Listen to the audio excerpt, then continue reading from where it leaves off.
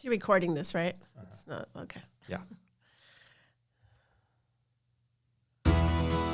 Hello and bienvenido, San Antonio. Welcome to the Alamo Hour, discussing the people, places, and passion that make our city. My name is Justin Hill, a local attorney, a proud San Antonian, and keeper of chickens and bees. On the Alamo Hour, you'll get to hear from the people that make San Antonio great and unique and the best kept secret in Texas. We're glad that you're here. Okay, welcome to the Alamo Hour. Today's guest is Dr. Cherise Rohr-Allegrini. Did I say that right? You got it. All right. I'm joined with her and my dog Winston. In case you hear him bark, I apologize. Our guest is an infectious disease epidemiologist and consultant. Has a long list, a long resume. I think one of the more important things, or what I thought was interesting, was you were the pandemic flu coordinator for San Antonio Metro Health District, which I think probably has a lot of overlap to what's going on right now. Mm-hmm. That's right. We're going to get to COVID. We're going to get to how people are responding and reacting, what San Antonians should be doing to make sure they're looking out for their neighbors. But first, I want to go through just a few general questions with you, get to know you. This is the first time we've met. Right. Jody Newman told me I should reach out to you, and you were gracious enough to give me a little bit of your time. Do you have any pets? I do. I have a dog, Chico, and 3 cats. All right. Oh, one thing I did notice, you and I both have been a Where I Live for Rivard Report. Ah, right. And I've I saw actually that. done a lot of writing for Rivard Report. I saw that too. Yeah. It's a great series, yeah. Yeah. Favorite place to eat right now? Oh, right now, Thai Lucky. Okay. Or there's a Chinese place on the west side whose name I always forget, but Okay. it's on Ingram Road, and we go there for takeout quite often. Is it the one behind the mall? Yeah, Okay. yeah. Kind of a younger lady who runs the show? Yeah, probably. I think Jody and her It's always husband took me there. They go there a lot. Okay. Yes, it's fantastic. It's awesome. Yes, Yeah. that's our favorite place. So my kids keep asking when we can go get takeout again. Okay, so I think you'll probably have a good answer to this. Everybody that comes to San Antonio, I always say, okay, you've done that, but you've got to go do this. What is your sort of hidden gem you tell everybody about? Ooh, that's usually it's Friendly Spot. Okay, fair. Yeah, it's not really hidden, but it's one of my favorite places to hang out. And I often just say, just take a stroll along the river. It's absolutely wonderful. I love walking downtown super early in the morning, 5, 6 a.m. when nobody's out. It's really quiet and beautiful. Japanese Tea Gardens is one I've been. That's gorgeous. I've had a guest say Esquire downstairs. That's I mean, there are fun, some hidden gems. Right. Other than your job or sort of your professional involvement, which we're going to talk about, are you involved in any sort of outside nonprofits, charities that you're real passionate about? I'm involved in a lot of things. I wear a lot of hats. So for a long time, I was the president, I'm not anymore, but of Friends of Bonham Academy, which is our public school. We have a foundation that supports Friends of Bonham. I've been with them for 8 years or so. It's a Title I SAISD school, and we've done a lot to raise funds for their programs there. I am also the president of my neighborhood association, the Lavaca Neighborhood Association, and have been doing that for a few years. So heavily involved in urban planning issues and community issues at that level. And your neighborhood, it sounds like everything's kind of right there. Oh, yeah, absolutely. Okay. Any odd hobbies? Oh, God. Odd hobbies. You make birdhouses, you quilt, anything strange? I feel so boring. Gosh, I do a lot of things. I'm usually so busy doing different things. I've got kids, so that takes up a lot of my time. I love theater, mostly to watch and memorize all the songs. I don't actually perform. My kids are in theater, so I support that. I used to play soccer. I don't anymore. I used to be a diver, and I'm not anymore. Okay. But I try to do a lot of little things here and there. So I'd love to tell you I have one hobby, and now I don't know. I'm usually supporting my family's hobbies. Yeah, jack of all trades. That's what happens when you're a mom, too. Okay, this is one of my favorites. I had a mullet when I was a kid. What terrible trend did you follow? I am so not a trendy person. I feel like I've had the same hairstyle since 1985. Not when you were 14? I'm trying to think. And I look back at those photos. My God, they're not any different. Something's wrong with me. I was never that cool. So the first guest is bald as I am, and his horrible trend was he had a picked out afro, which is just funny now because he doesn't have any hair. How long have you lived in San Antonio? Since I moved here in 2001. Okay. Favorite fiesta event? Oh, King William Parade. Okay. All right. That's, Absolutely. I think, the standard now among every guest has been the King William Parade. Really? That's great. It's my neighborhood event. Sure. I would say the fair, except usually we just do house parties during the fair. I don't really go into it anymore, but it's like a big community party. So my law firm is the First Aid Station sponsor for King William Fair. Oh, wonderful. Yeah, Awesome. That's great. Okay, so you're the only second epidemiologist I've ever met, and the first had some sort of strange interest, and I want to say crop funguses. Would that be right? Would that be an area of epidemiology? Absolutely, that's an area. Okay. It's a disease of plants. So, do you have any sort of weird specific interests among epidemiology? I mean, I saw your post today about armchair epidemiologists. Apparently that's an interest, but any others? Well, I've worked on a lot of different things, and most people know me now in relation to TB, STDs, or flu or respiratory diseases. But I actually started in vector biology, so diseases transmitted by bugs of some sort, or mosquitoes, ticks, fleas. No, fleas, not really. Sandflies. I used to work on all of those, and that's really my first love is mosquito-borne diseases. Is that what vector means? That it travels species? The vector is what's transmitting the virus or the parasite or the bacteria from an animal to a human, usually, or between humans. And we have a real problem if a really bad one starts getting transmitted by mosquitoes here in San Antonio. Oh, yeah. So we have, dengue exists in Central and South America. We've seen a few cases pop up coming north, but not anything transmitted locally. We were very worried about Zika virus for a while. That's definitely around. It hasn't been as bad as we were worried about, but it's there. We used to have malaria in the U.S. Until 80 years ago or so. And then we drained swamps in a lot of places. Washington, D.C. actually used to be full of malaria. So it has existed here before. We've just been able to get rid of it. And DDT, was that a big part of it? No, I think for the malaria mosquitoes, it was really draining the swamps in a lot of places. So different species of mosquito. Yeah, DDT has helped get rid of mosquitoes in a lot of areas, but now we see resistance. So we see the mosquitoes coming back. Gotcha. What is an epidemiologist? An epidemiologist is a jack of all trades, really. I say jack of all trades, master of some, because you have to know a lot about a few different fields, but you have your hands in a lot of different things. And it was perfect for somebody like me who's interested in many things. I started college as a political science major in international relations. Then I went to biology, and then I went back to political science, then I went into epidemiology in graduate school. And I love it because you have to understand not just the science of the disease, not just the modeling. A lot of people think of epidemiologists are just modelers. They're working on data behind a computer. Yeah.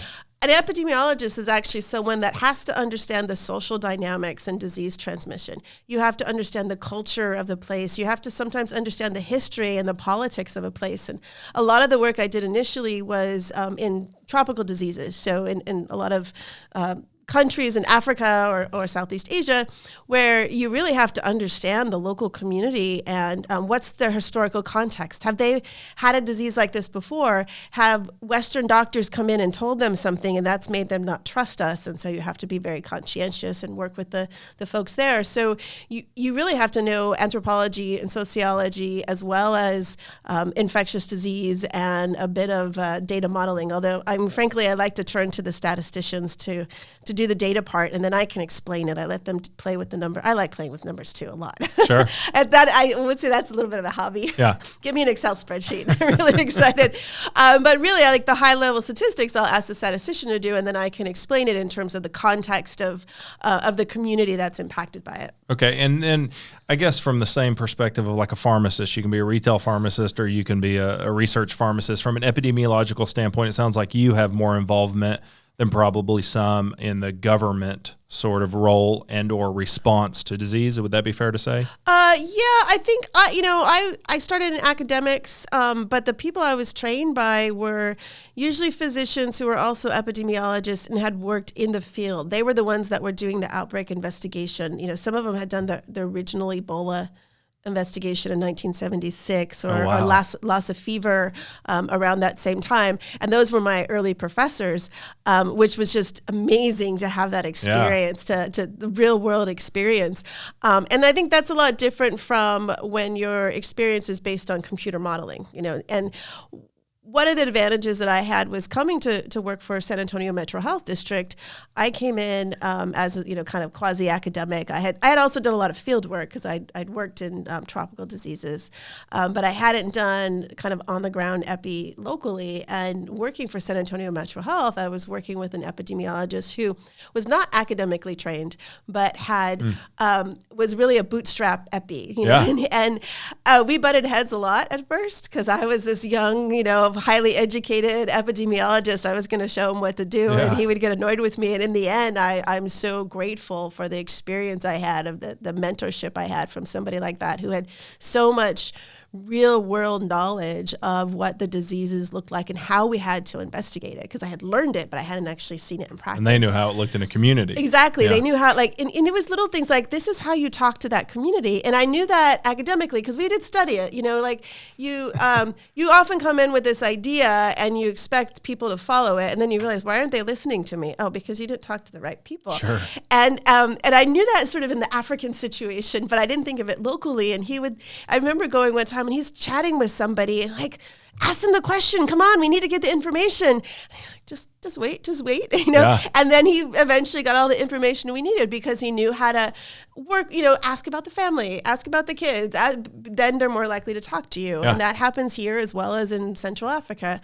It's just so strange to think that you've got to have those skills even when it's your own neighbors, as opposed to going to a different culture and country. Yeah, you do. Yeah. Because all our work is so dependent upon trust. Yeah. The folks have to trust us. And if they see us as this outside force, even if it's just, somebody in a tie, we have to get them to trust us. And so that matters to have that link. And I think I have that experience because I've worked at the local level. So a lot of government EPIs have, but that's different from sort of academic EPIs who, some of them might have worked in that area and a lot have not. Right. I think my biggest exposure to it was listening to a PBS show about how epidemiologists and anthropologists went into Africa during the most recent Ebola and got them to change burial practices, and how much effort that took to convince people about, hundreds of years of cultural changes, or cultural significance needed to be changed.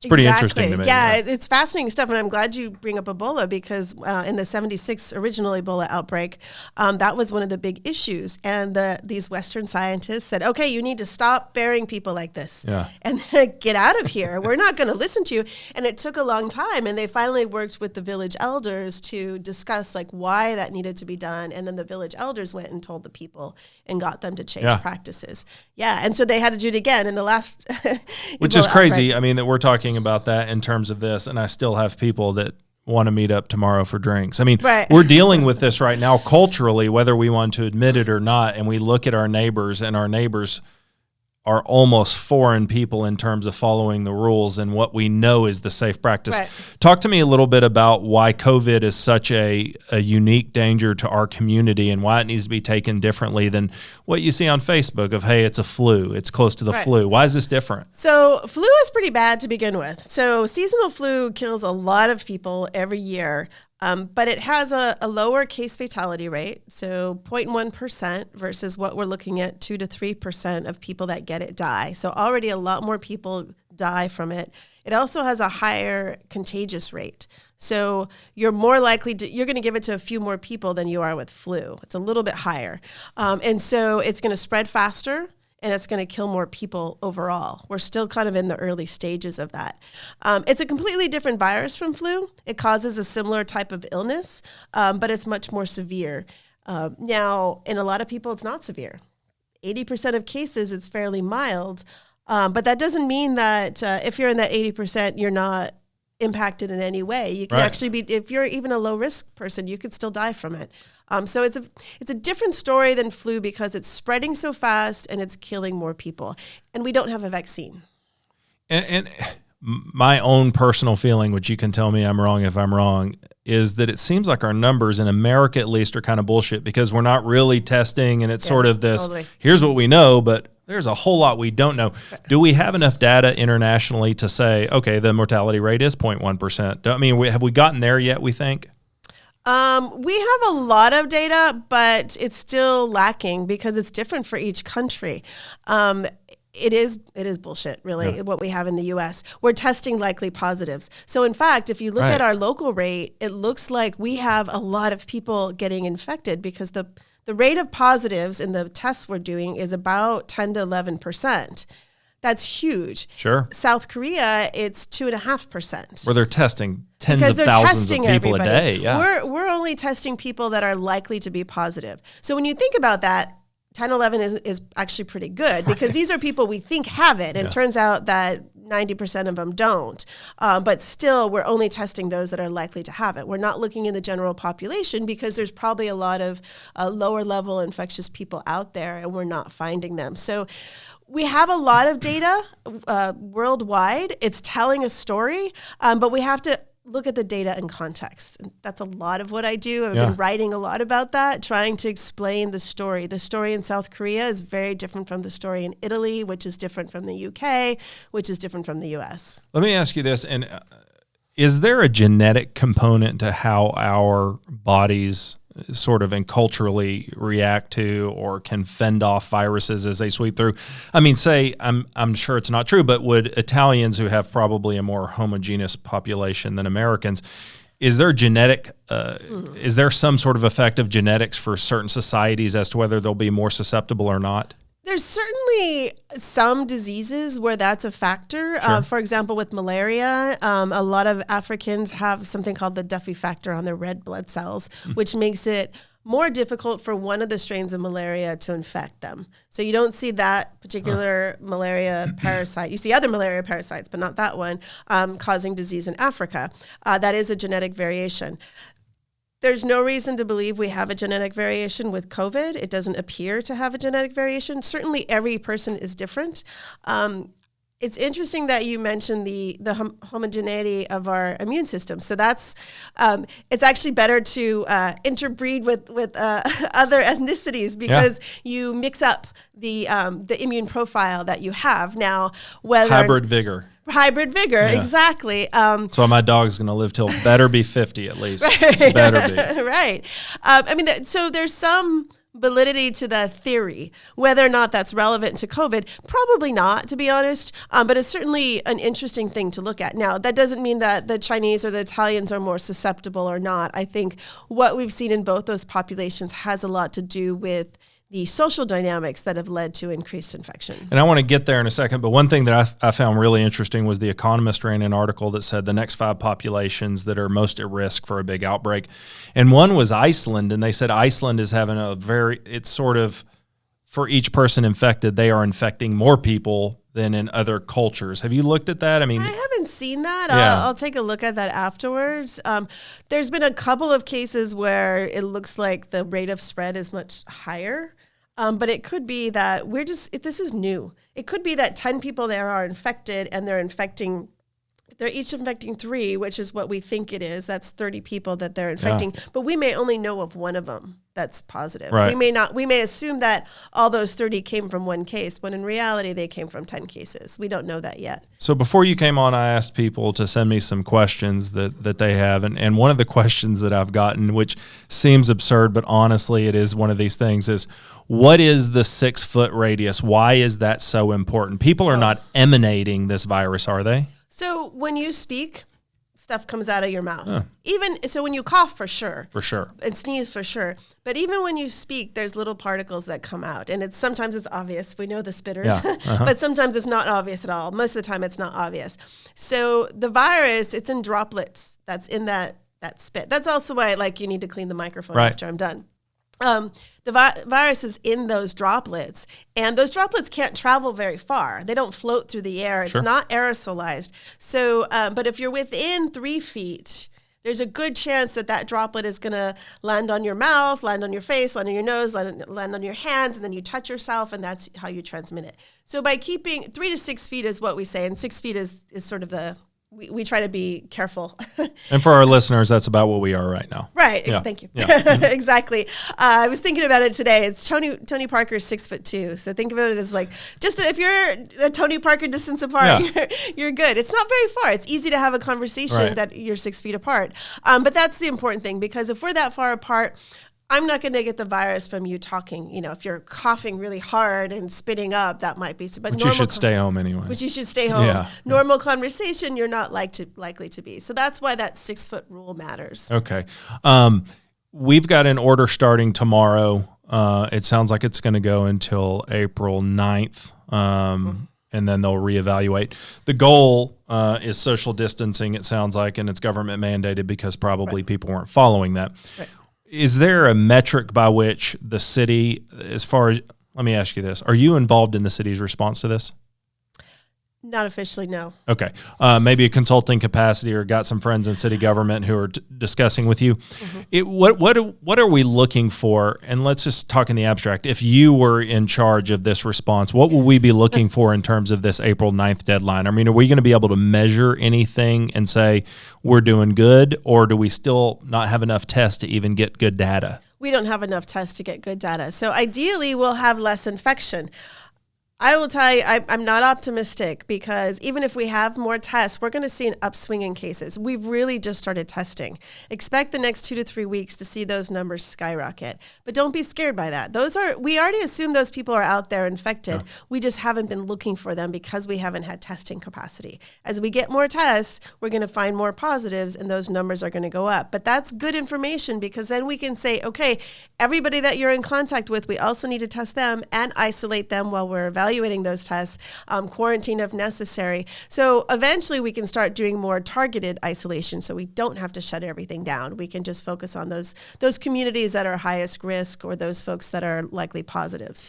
What was the reasoning? I know you can't speak for what people do, but it seems as though we kind of had a sort of blasé approach to this. Too little, too late. Not just San Antonio, but sort of America did. Is it just a cultural attitude? Is it that people didn't think it was going to be as bad? I mean, this has to be the same story for epidemics and pandemics time and time again. What is the idea that, it won't happen to us? I mean, what is the cultural thing that keeps people from going, holy shit, we need to stop what we're doing right now? I think part of it is because it started in Asia. And we just assume, that's going to happen over there. We're insulated from that. And I will tell you, when I was doing pandemic planning, this was 2005, 2006, we were really worried about avian flu becoming a pandemic. The way it infected people, it wasn't transmitted between people. It was only bird to human. So it was very, very bad for those humans that got it, but they didn't give it to anybody else. So it didn't turn into a pandemic. It was pretty isolated. But that prompted us to do a lot of planning. I probably gave 100 lectures around the city with different types of organizations. I worked extensively with the hospitals. We developed a response plan. I worked with city agencies to develop response plans. And a lot of times that was well received. And I would say things like, what are you going to do if 20% of your workforce are sick? Or those 20% are sick and the other 20% are home taking care of their kids because school's closed. How are you going to function? How are you going to maintain your business in that sort of situation? A lot of the bigger businesses already do that. So H-E-B does that already. They already had their strategic planners on staff. USAA already had that. But a lot of smaller businesses didn't.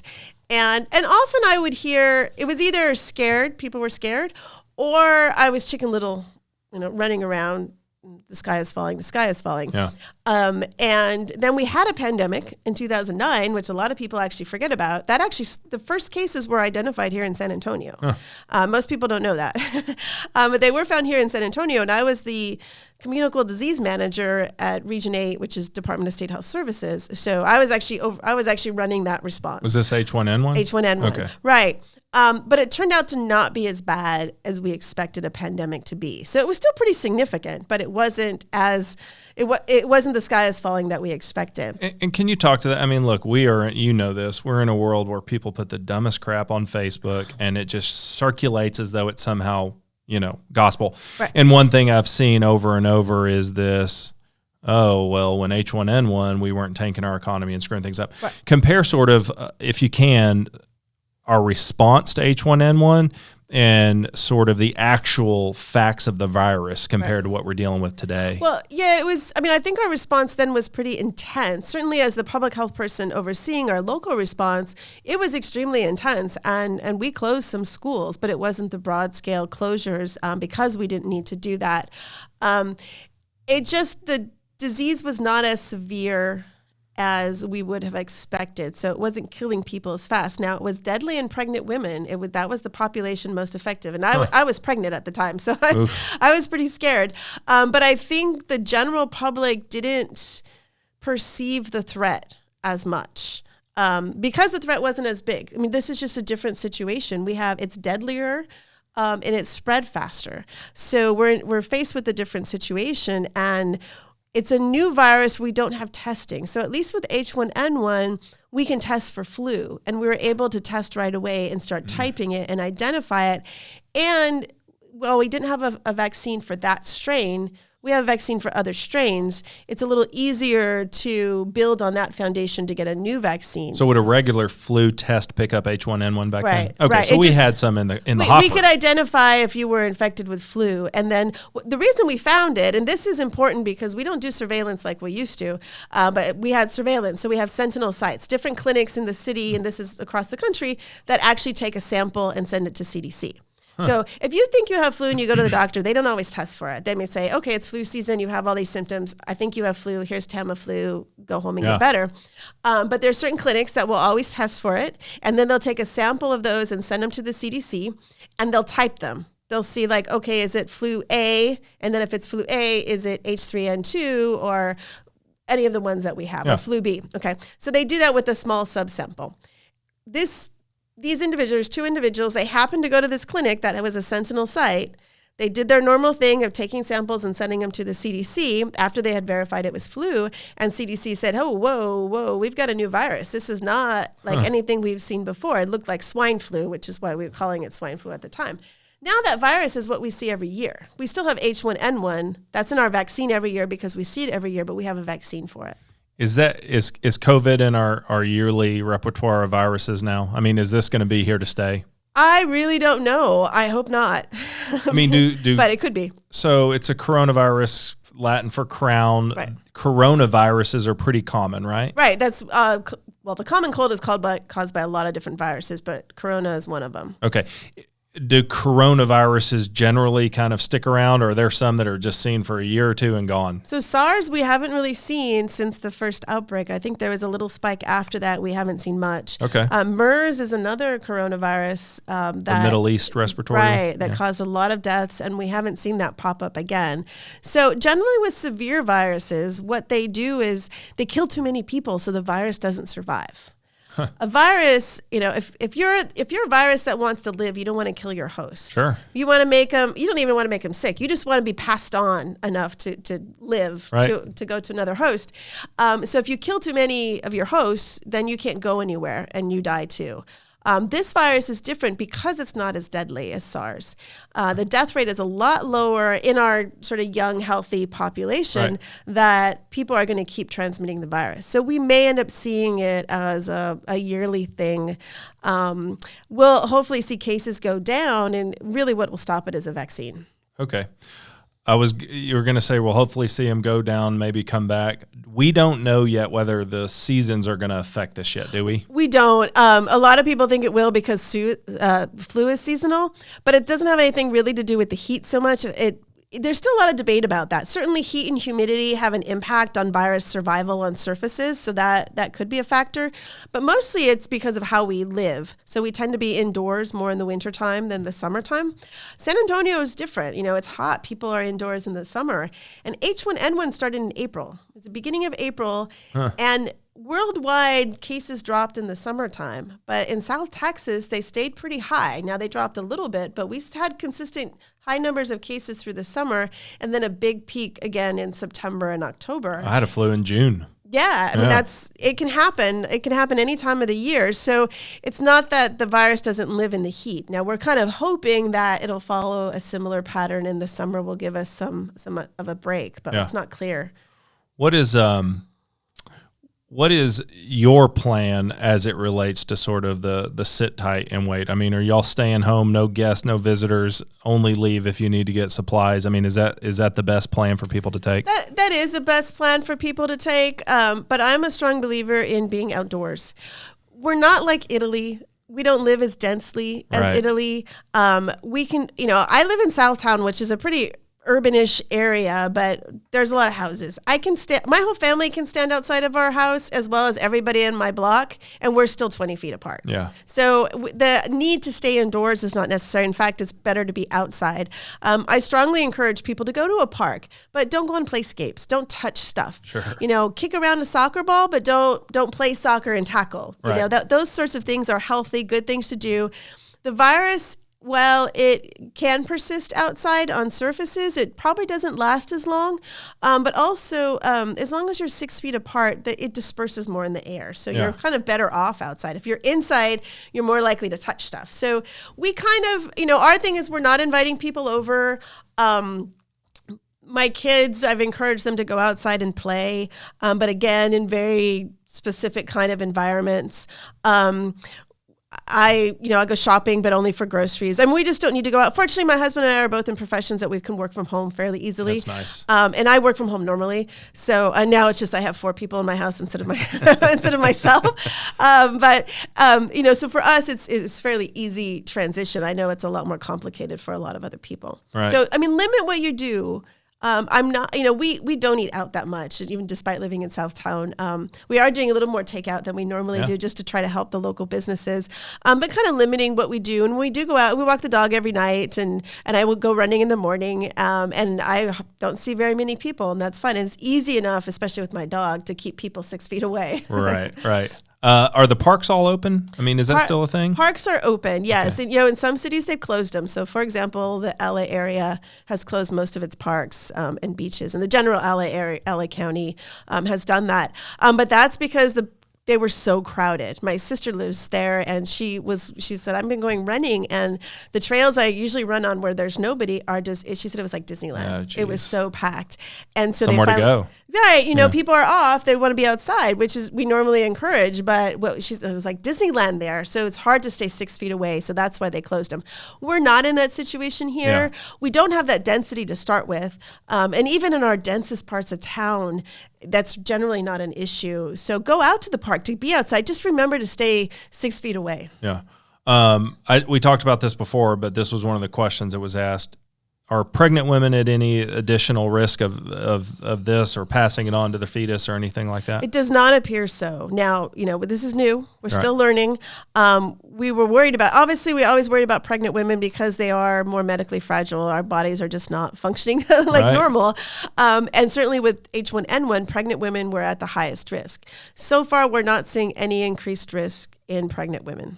Okay. Another thing that was asked, and you see this on Facebook, is this sort of idea that if it fits your political agenda, but what countries have you seen that are doing sort of the best, and what makes them the best at sort of containing this and keeping a lid on it? South Korea, for sure. Singapore is doing a pretty good job. Their situation's a little different. So South Korea, they were prepared. After MERS, when they got slammed, they said, we're not going to let this happen again. So when they started to see cases, they acted immediately. Most of it's testing and contact tracing, so identifying the people that you've been in contact with and then isolating them. They've done a lot of things that probably wouldn't work here. So first, in a way, they got lucky because their first cases were in this church population, which tended to be younger. So the individual that probably infected a lot was older, but most of the people that they tested from that population were younger. So they had a lot of positives. They had over 5,000, I believe. Jeez. But they were relatively young, healthy adults, so didn't get very sick.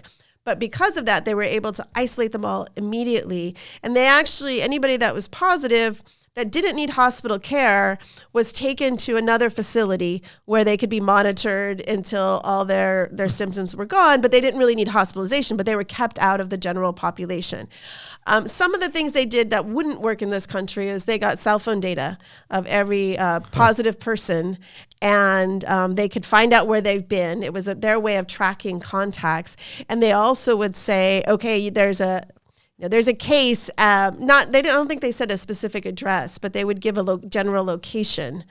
And that would alert everybody that, okay, there's a case within a mile of you. You need to go get tested. That worked. That's not something I'm recommending at all. In fact, some political leaders wanted to do that in H1N1. That's a huge violation of privacy. And people, not just the privacy issue, but human reaction can be extremely problematic. We've Yeah. seen it before with stigma, not just stigma, but the physical attacks Sure. on people. We don't want that to happen. Korean society is a lot different. People are more willing to sacrifice those personal liberties for that Community. Yeah, for the community, and they did it. I'm not recommending that level here, but I am recommending the testing. That's the huge difference. They didn't hesitate to test. They started testing as broadly as they could, not just the sickest people, but the potential contacts. So they're still prioritizing. They weren't testing everybody that walked up initially. It was sort of, if you're a contact to a case, so there's reason to think, well, we build up capacity to test more. And that's really what we need to be doing here. I think I read they're doing phone booth testing, they call it now, where you can literally just walk in. Right. Yeah. It's like a concealed area. So the person dealing with you is totally protected. They stick gloves through holes. Yeah. Exactly. And that's important too, because right now you go into a clinic waiting room, you're waiting there, you're infecting everybody in the room. So it's really important that they're isolating any potential infected people and really doing an amazing job. Now, we're starting to see cases jump up a little bit in South Korea. That's normal. We see waves. Yeah. What'll be the clincher is that wave small? Yeah. We expect it to happen, but as long as it doesn't skyrocket, and I don't think it will because they're doing such aggressive testing. And as they sort of reopen up society, do those waves stay about the same heights as the crests? Right, Yeah. right. They will. I mean, hopefully they'll go down into smooth after a while and totally flat after a while. But it's normal to see little spikes here and there. Why have we been so ill-equipped to test? I mean, why don't we have enough tests? Are they hard to create? Are we failing somehow on that? It's that we wanted to create our own. Instead of using what China already had, what South Korea already had. Why? What is the upside? Is it a profit deal? I'm not sure it's profit. I think it... frankly, I think it's more arrogance. Okay. We don't trust them from somewhere else. Fair. We want to arrogance, but it's also just care, caution. And that's totally understandable. That's a very nice way to put it. Well, it's this thing came from another country. They don't necessarily have the same standards of control. Yeah. So we want to do it our way because it's been a good starting point, though. It would have. Yeah. It would have. But I understand that too. It's not, I shouldn't say arrogance because that's probably part of it, but that's not all of it. Yeah. We have certain standards of control. So we want to make sure every test that we use has met our control standards. It's pretty bizarre. We buy most of our pharmaceuticals from these same countries and we wouldn't accept their tests, though. I mean, that is sort of a strange dichotomy to this argument. I mean, it's just sort of an odd deal. Absolutely. I read in the New York Times, there's some opinion writer there who's really into this, and he doesn't like the way we're approaching it. And he talked a lot about we could do this through horizontal vertical interdiction, and his sort of take is let's do this shutdown vertically across age groups as opposed to horizontally being everybody.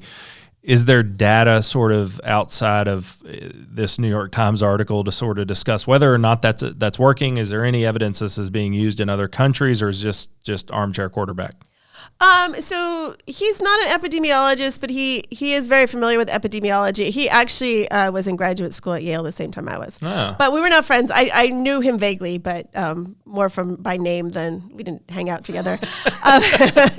Like how we're getting some college, chisme now. No, I don't remember. I just remember his name very well from that time period. He's not the only one that thinks that. There's a number of other older, very reputable scientists and epidemiologists that agree with him. There's not necessarily data on exactly that from around the world, but South Korea, for example, didn't do this massive shutdown. They did more targeted, where people that were contacts to cases were isolated rather than the whole city. Now, in Wuhan, China, they shut down the whole city, but it was already so out of control that they had to. But they didn't have to shut down the whole country. They just shut down the city, and they were able to get it under control. In South Korea, they haven't had to go that far because they've had such aggressive testing that they can isolate, the targeted isolation, which really is kind of what he's getting at, that we can do more targeted isolation. Now, but you have to have the data to do that. You have to have the data. You have to have the testing. You have to have the testing to do it. So, I shared that article because it made a lot of good points. There's a lot of epidemiologists that were furious with that article.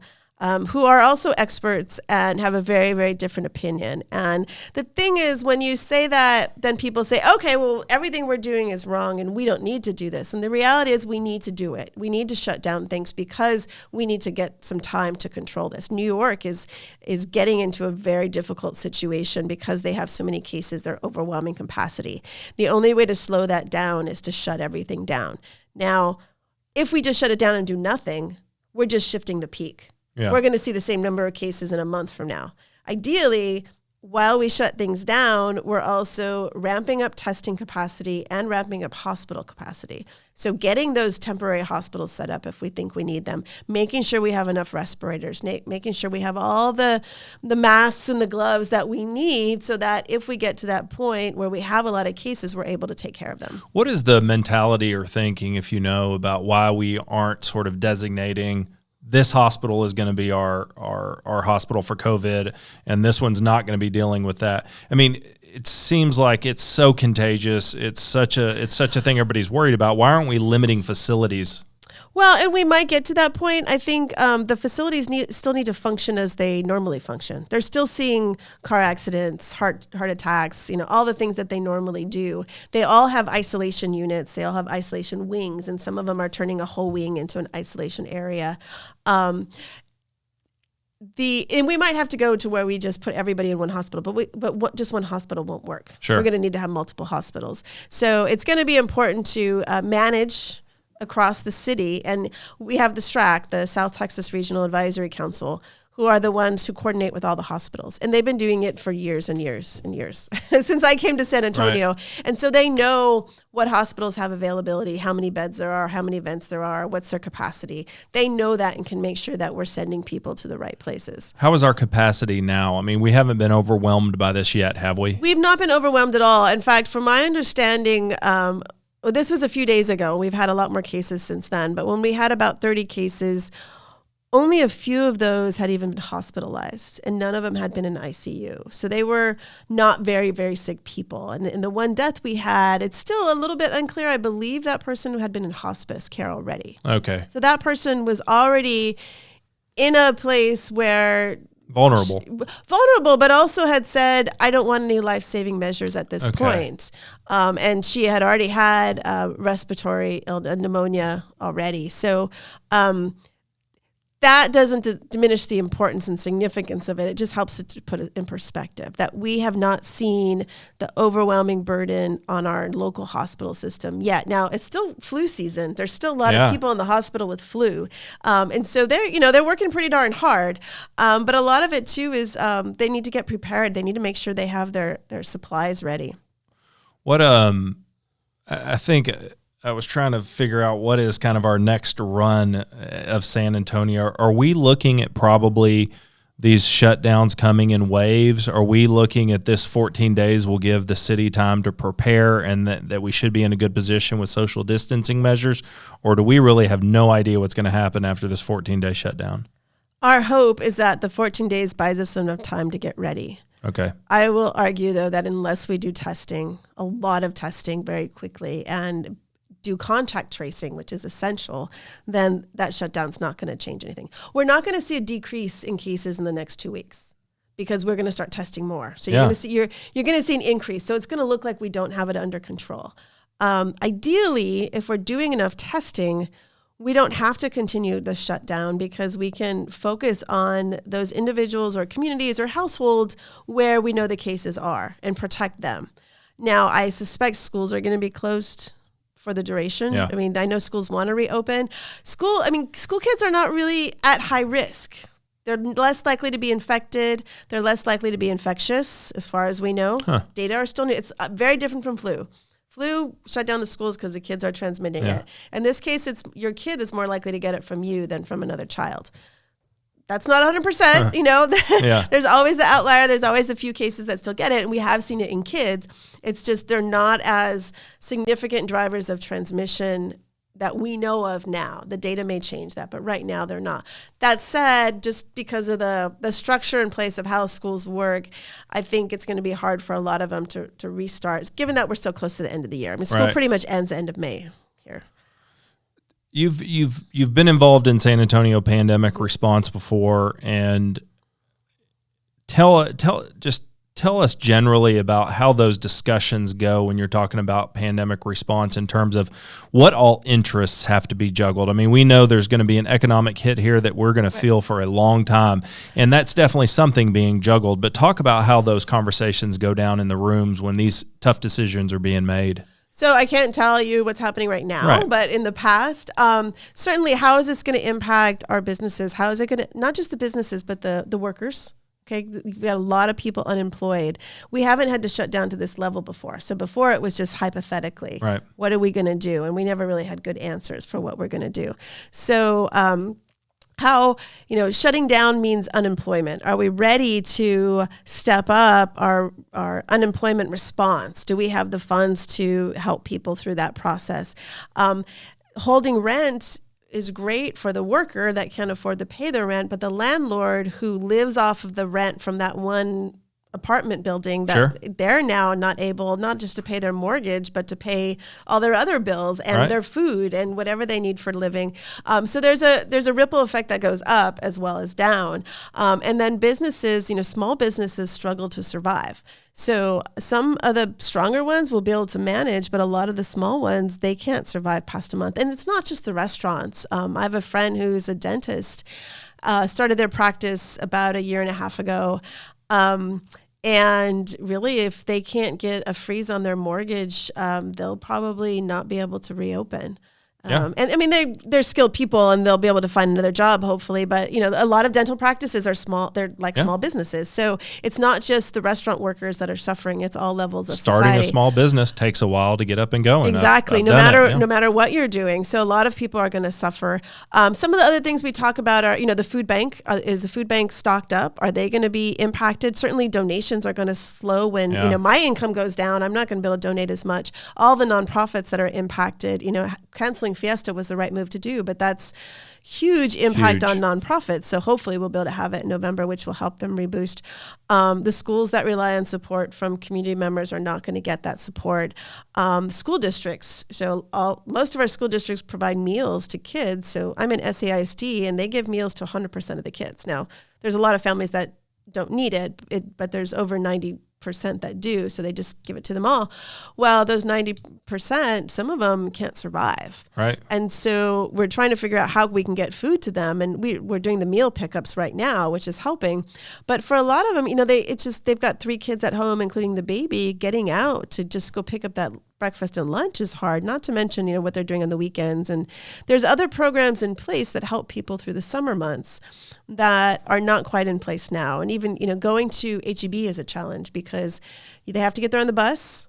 They can't leave their 3 kids home alone, so they have to take the whole family. The bus is risky, and they might have to spend 2 hours in line at HEB and still not get what they need. So those are all things that we take into consideration, and also the buses. I know I've been asked, should we drop bus service? And we might have to. And certainly if we're not using the bus as much because we're shutting down so much, but so many of our workers that are still going to work are the ones who use the bus, including our healthcare workers. Right. So we're better if we can increase service, especially on the busy lines, so that the buses aren't packed. And they just made them free, I think. They just made them free, which is a wonderful thing. I would love it and I don't know how crowded they are right now. That's what I told them. I said, you need to study it right now. The very first stages, this was a few weeks ago, to see, are there certain lines that are really crowded? Because what you might have to do is cancel one line and move that over to the other one, just so people don't have to crowd a bus. Right. For the driver's sake as well as for the passengers. Right. It sounds like, if I'm kind of hearing you right, we can't really come up with any other approach to the way we're dealing with this until we get more data, and the only way to get more data is through testing. Right. Okay. And I think that's important because you hear a lot of people talk about what does it matter, the testing, if they've got it, they don't. And you're hearing some countries now that are even saying, look, don't waste a test if it's not going to change the way we're handling treatment. So, and that's true. And I've said that before. So when we first got our 500 tests in the city, I wrote a post saying, don't worry. If you think you're positive and you're not high risk, then, stay home. Just assume you're positive, stay home. You're not going to get any treatment anyway because there's not much treatment we can do. So as long as you're not needing medical care, it doesn't matter if you're positive or negative, you have an infectious disease most likely of some sort, so you should isolate yourself. That said, people don't do that. Right. So, and that would work really if everybody with a cough stayed home. Or a fever stayed home. But we all assume like, oh, I'm okay, I can still do things. And so we need those tests. We need the tests to document. There's some places where they've said, unless it's going to change the course of treatment, don't waste the test, which I've also argued, like if somebody's really sick in the hospital, you're going to do the same thing with them. Right. You're going to treat them like they have a severe pneumonia. The difference is that the level of PPE, the personal protective equipment, the level of isolation in the hospital is going to be different. Because if you think they have COVID versus flu, you're going to keep them in a separate wing, a separate room. You're going to use a lot of other control measures, which wastes valuable PPE if you don't actually need it for that thing. So if we had unlimited personal protective equipment, then it wouldn't matter. But because we're limited on tests and personal protective equipment, we really have to identify which are the priority cases to test. And really the only countries that seem to have done a good job of flattening the curve, as they say, are the countries that have done a ton of tests. Right, exactly. So Singapore is another one. I hesitate to say too much about Singapore, just they have a very restrictive culture, even much more so than South Korea. So that, and they're very small. So what they did there is not really, it's going to be hard to do. And it they here. had one of the big outbreaks 20 years ago or 15 years ago. I can't remember which one it was. And I was reading an article how they built this infrastructure for a pandemic because of what happened last time. And if we did do that, we have lost it, which is the unfortunate thing. And I will say, so I don't want to be political, but I mean, I'm normally very political in my personal life. But what I say is, we want to blame the current administration, and we can blame them for a lot of things. But when I started working at the city, we had a lot of funds from Homeland Security. It was all in response to 9/11. So that administration was dumping a lot of money into Homeland Security funds, which is how I got hired to do, it was actually bioweapons response planning, and then that kind of led into pandemics. But over time, those funds went away. And they went away with each administration, but it wasn't just the it wasn't just the presidents, because we had Bush, then we had Obama, and now we have Trump. It wasn't necessarily that decision of the leader, but the Congress made that decision. And Congress made decisions based on what they thought the people wanted. Sure. We were far enough away from 9/11 that the immediate fear of responding in this capacity just didn't seem as important. And I blame us as a society for letting that happen. We stopped caring so much about it. And so we elected people at every step of the way, from local leaders to a president, who didn't push for it. Sure, let it go away. Right. And so it's where there's a lot of anger at the current administration, and there's a lot of wrong things that are being done. But to be fair, I have to say, like, this is a 20-year process. It's wasted away. That is gone. And that's normal. That happens all the time. We did it with tuberculosis. Yeah. We were so good at blocking tuberculosis that we stopped funding it. And then we saw an outbreak when we had HIV. And now we're doing a lot more with tuberculosis. But again, we're victims of our own success. It's sort of the realities of today, whether, obviously global warming is happening. Why is a different question, but are the realities of sort of temperatures changing and climate changing, as well as just human density. I mean, is this our new normal of having these sort of pandemics or outbreaks in a way that we didn't used to have? Probably, increasing population means so a lot of our new outbreaks come from animal pathogens. And so it's that the virus or bacteria or parasite lives normally in the animal population and then makes a jump into humans, either because it doesn't necessarily need a mutation to do that. Yeah. Sometimes it does, sometimes it doesn't. But our increasing close contact with that animal population because of how we live, doing things like cutting down forests and moving into the space where they were, not only has an impact on the climate and the environment, but it also means that those animals have a different habitat. And so they're now more in close contact with humans, and so you're more likely to be exposed. And that's what I was reading about, this bat or pangolins, whatever these are, is people are actually moving into their habitat. So it's not necessarily people are eating these things as opposed to human interaction with animals that used to be kind of on their own island. Exactly. We didn't really interact with them to that level that we are now, and that's having an impact. And we're going to see that more as long as we keep doing this. What is we're about out of time. What is the best source of information that you can tell our listeners to check out? Apart from my page. Well, no, that's great too. Well, and I it's not that thorough, but I do thoroughly research everything I do. And it's a Facebook page. I'm not going to spell it out because it's my name, which is really long, but you can share it. Your personal page or your no, it's professional page? I have a professional page. Yeah, it's Cherise Rohr-Allegrini, PhD, MPH Consulting. I try to post something new every day. Everything I put there is very thoroughly researched, but I don't post everything. There's a lot of other stuff out there. I'm working on a lot of topics right now. One good source, it's hard to say. I usually refer people to the CDC website. Yeah. That's certainly very useful information. I'm not sure that it's being updated as much as people would like, but it is valid information. The World Health Organization website, again, it's not updated as frequently as some people would like, but what's there is accurate. Okay. So definitely useful. The Johns Hopkins website, they have that coronavirus tracker with the map. Mm-hmm. Everyone loves that. It's great for just raw numbers. So if you just want to know where the cases are, I mean, it's valid. It's absolutely valid. They've been kind of leaders in this research. It seems they have been. They have been. Any of the universities that are doing infectious disease work, I trust their stuff.